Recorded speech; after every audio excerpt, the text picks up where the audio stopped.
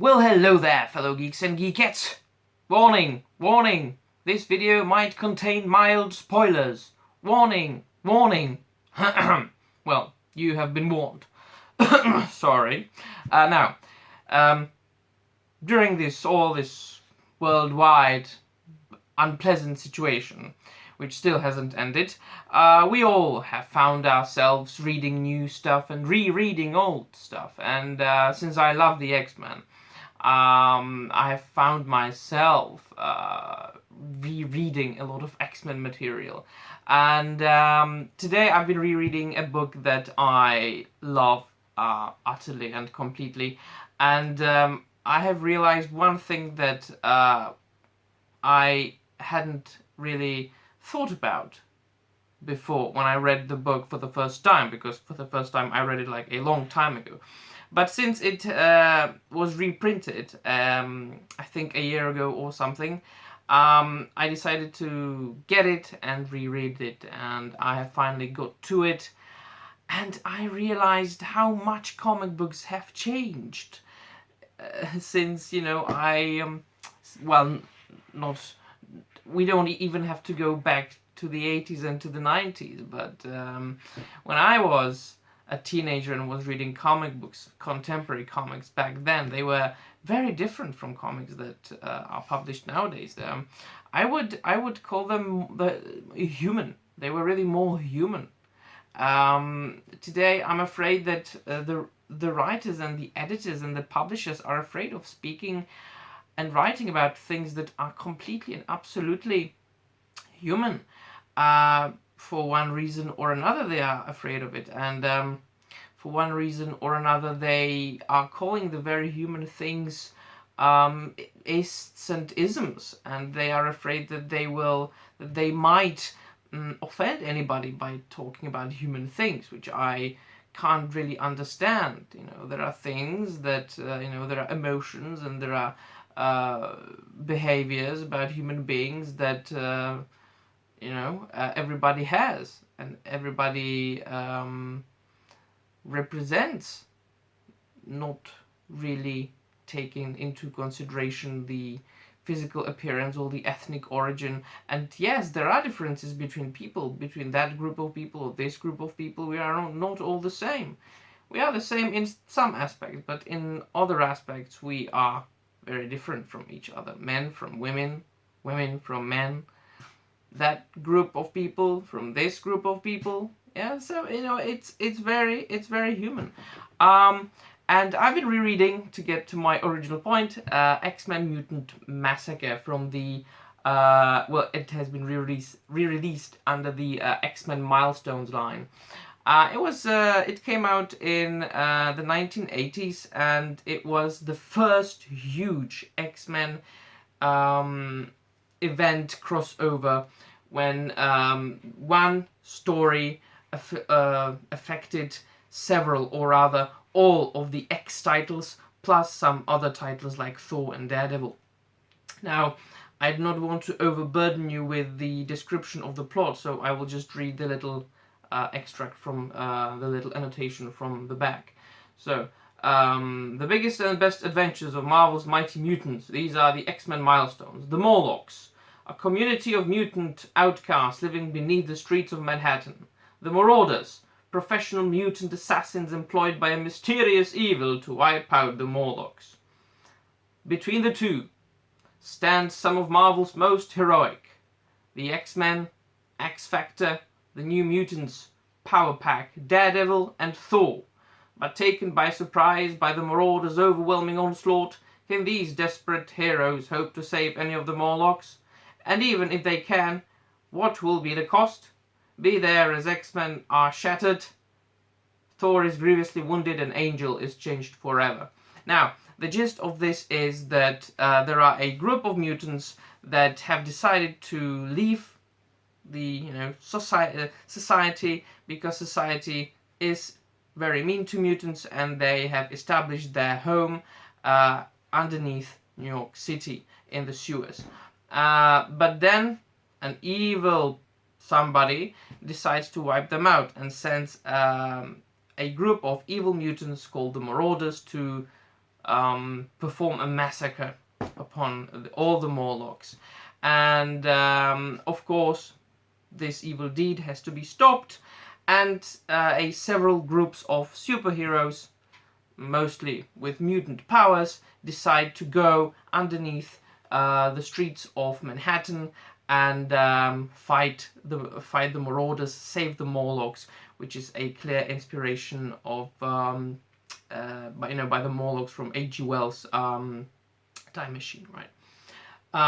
So there are the X-Men fighting the Marauders. There is the X-Factor, which are also calling themselves the Exterminators, but it's just for the public, and they are comprised of the original X-Men, like Cyclops and Beast and Angel and so on and so forth.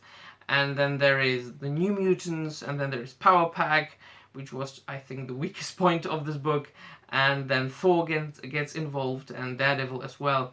Now, this being a collection of different titles which were all intertwined, this means that it had many creators. It was written by Chris Claremont, Louis Simonson, Walter Simonson, Andy Senti, and illustrated by John Romita Jr., Brett Blevins, Rick Leonardi, Alan Davies, Barry Windsor-Smith, Terry Shoemaker, Walter Simonson, Sal Buscema, and so on and so forth. Now, finally, to get to what I wanted to talk about in the first place, is that, of course, if you have a group of evil mutants that is killing and really murdering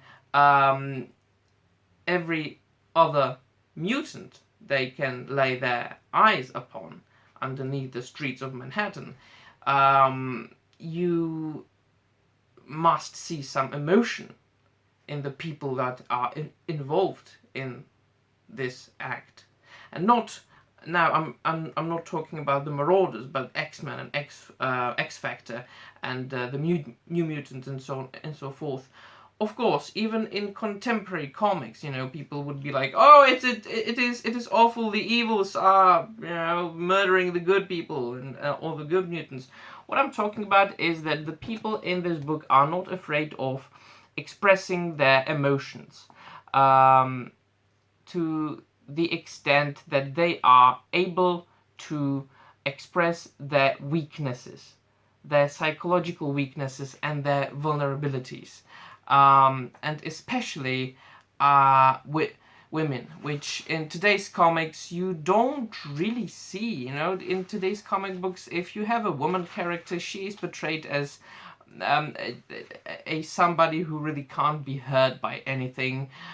She is this really tough, almost masculine character that will never cry, she will never weep, she is independent from all men and from everybody else in the world.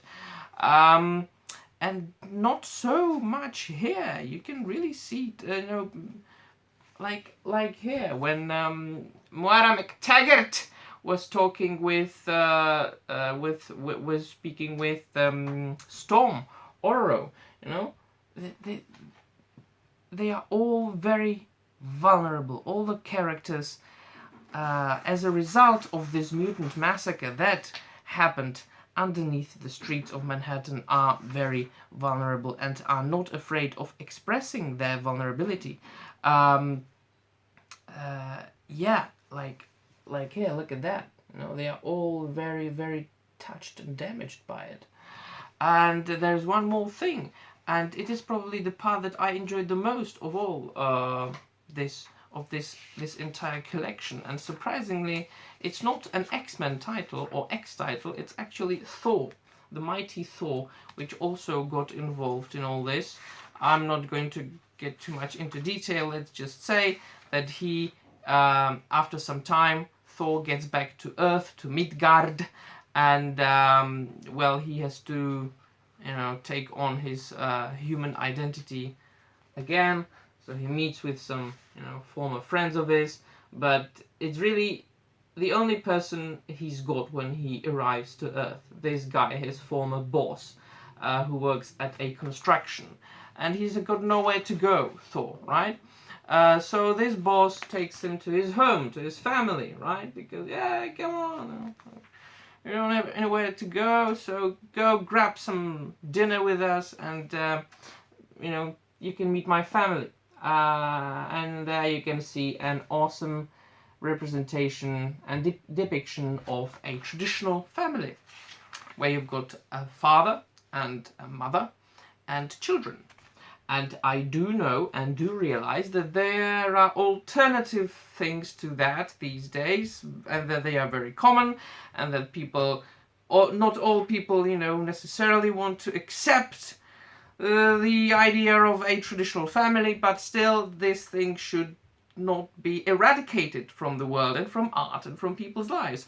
And I do appreciate reading about a traditional family having traditional dinner with a Norse god, and just, talking about things. And, there are children actually loving their mother and their father, and respecting their father, and respecting Thor, which is an extremely masculine character who is respected by the entire family, by the father, by the mother, and by the children. You don't have many men being respected in today's comic books.